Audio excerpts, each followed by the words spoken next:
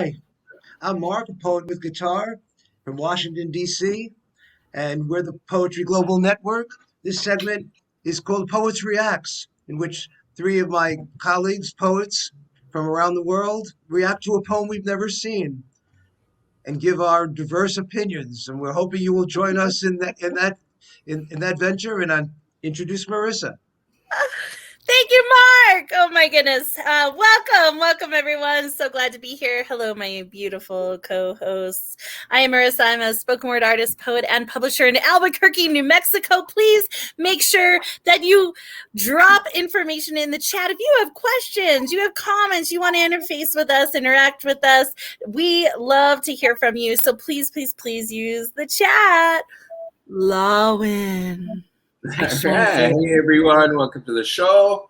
I'm Lawin from Manila, and you do have to subscribe to the show because amazing. Do like and subscribe the rest of our stuff on other social platforms. There's Facebook, there's Instagram. Rumor has it there might be TikTok soon. God help us. The things we do for poetry, right? And Kemlyn, hey, how are you doing? Hi, Lawin. Hi, everyone. Good to see you here. I am Kemlyn, and I am your Singapore, Arizona connection, and I'm so happy to be here. I am a multimedia artist as well as across disciplines. Would love it. And today we have a special treat. We have another poet joining us. He is our guest reactor. We have Squigs from the Poetry News joining us. So everybody, welcome. Hey everyone. Oh, Squigs, go ahead, tell us where are you coming from? Oh, I'm coming from Winnipeg. Actually, this is Lake. That water? Yeah, Lake Manitoba, right? That's it water? is Lake Winnipeg. Yeah. This is, Wow, can you bring some of that down to the southwest, please? yeah. It's gonna be quite a walk, but yeah, I'm at Lake Winnipeg. Winnipeg. Gotta get one of those big guns and launch it with big squirt guns. We're really excited to have you at our show. Very excited to be here. Okay, and without further ado, we please send in the poem. Interminable, ride dark night forget, sleep, wind on our faces outboard, motor humming, speedboat slicing through water, sparkling plankton, trails fluorescence in water, a dark outline comes in focus, Pualau, Sundog, long sandy islands, highest point less than 2 meters. Below sea level, wild mangroves, coconut palms, paltry potted shrubs, flowers planted. Outside, Atep huts housing 50 families, fishing, Kampang, primarily Malay, Lao Pek was one. Among 3 Chinese families, fishing, buying catch from Malay fishermen, transporting fish to auction in Singapore wholesale fish market. Everybody in the water, order from boat, captain sliding in warm sea rising to our chest, guiding boat towards island. Beneath the silver of a new moon we see light dark, patches on the seafloor. Keep to the lighter patches, dark patches are coral heads, harboring lupu, venomous, ugly stone, fish we obey dutifully.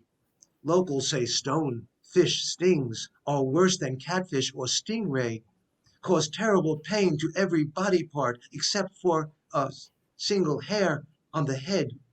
When morning arrives, we meet a villager stung by stonefish.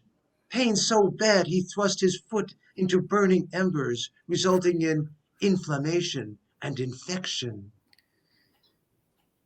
Pain so bad he thrust his foot into burning embers, resulting in inflammation and infection. We learn to fish, row, a sampan, eat our fill of fish crab shells. We learn to speak Malay, playing with village boys. Many perfect, idyllic school holidays as my brother and I entered our teens. Well, I will tell you, speaking from experience, this is definitely not a Malaysian poet. This is definitely a poet in the desert who thinks about writing as a Malaysian poet. That was a joke. Where's that coming from? That's a joke. I'm just kidding, Lawin. It's definitely not a Malaysian poet. How? Yes, Lawin, it's not a Malaysian poet at all. Huh. But it is a coming of age poem, and I love how it's a great portrait, a snapshot of that whole moment. Yeah. Yes, this is what we write about in the desert, being stung by rockfish and burning our feet in the fire. Yep. Although I loved it. It made me hurt. Like, if I lived by the ocean where there was whatever that liquid is behind squigs, I would assume that it might be moderately painful unless I was eating that fish. So, yeah. I felt like I was reading, at some parts I was reading Ocean Vuong, but not. I don't, because especially with using the way that, using the different devices he's using in the poem, slash marks and all that, which made it a little bit hard to read. I wasn't, I'm not sure about that particular device. Vuong uses it and a lot of other modern poets use it. Breaking up the word with a slash, the lines with the slash. I've never really liked it that much. I've always felt it was a little contrived, and I just didn't get it, it just seemed like it was invented because it hadn't been done, as opposed to having any impact on the poem. So for me, that didn't work, but that's just my own personal thing. Mine I think sometimes devices become too contrived. Yes. And then at the beginning of the poem, I wasn't sure. As the poem evolved, I felt that I had to start reading it like in broken English. Yes. As if somehow the language changed towards the end of the poem, became more broken and more stilted. I definitely think that seeing fluorescent plankton from a boat now is on my bucket list. I would love to see that. I want to hear from our guest. Okay, so here's my reacts. Oh, I love that. I love that, Kemlyn. Wow. So Stonefish is at the bottom. Keep it up for a second. Yeah. Remember, if you all are doing artwork while Kemlyn's doing artwork, please feel free to share what you paint or draw or write. We would love to see what you come up with. Everyone is different, and it's all important and special and unique. Yeah, join us in your own reverse ekphrasis, and play with your paints or drawings. I would love to see them. Lawin's, it would look like Hangman. So maybe everyone except Lawin can do Lawin, were there any of these images which were Asian enough to transcend from Malay, to Malay to where you are? Definitely, Mark. The whole experience of fishing, growing up in a fishing village is a story pretty much you can tell across Southeast Asia. Yeah. Yeah, but I was saying, okay, we have Squigs back. We'd love to hear from you, Chief. Well, I mean, it sounded as though it was a bit of a haiku, a narrative about the structure of the book sentences. That's what I mean. Yeah, Squigs, you're not coming through, babe. Yeah. Okay, tell you what, Squigs. If you have the chance, try to type in your reaction into the chat so that we can read it out for you, because we don't read lips too good over here. You read my lips, Lawin. Yeah.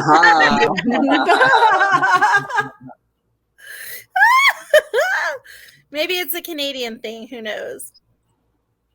But we love Canada. We absolutely.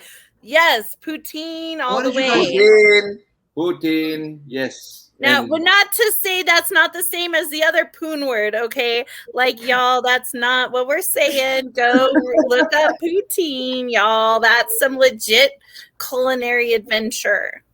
Yeah. Like, Yeah, on well, the I mean, plate. at the back of the poem, it's just, he comes in with, the many perfect idyllic school holidays as my brother and I entered our teens. He just kind of, Yeah. they're just like it's a little, kind of just a stream of consciousness about this memory, I guess. I'm trying to think what the intent was of the writer for me to get out of it, other than just the description and this is Do you what feel happened. like there's a little bit of like he can't wait to leave, but he's kind of absorbing the nostalgia of his youth before he leaves? Maybe he's going to university, maybe he's following a woman. There's a lot of dumb men who do that. I'm not saying that they're dumb or they're just men, but sometimes that happens. Maybe he's soaking it all in, where he's come and where he's going. Well, I don't know. I'm still there in that space where it is a coming of age, and You're still one coming thing- of age? no, Wow. not anymore. But when I grow up, I do want to be That's Mark. a right swipe. You can't left swipe, right? So come on.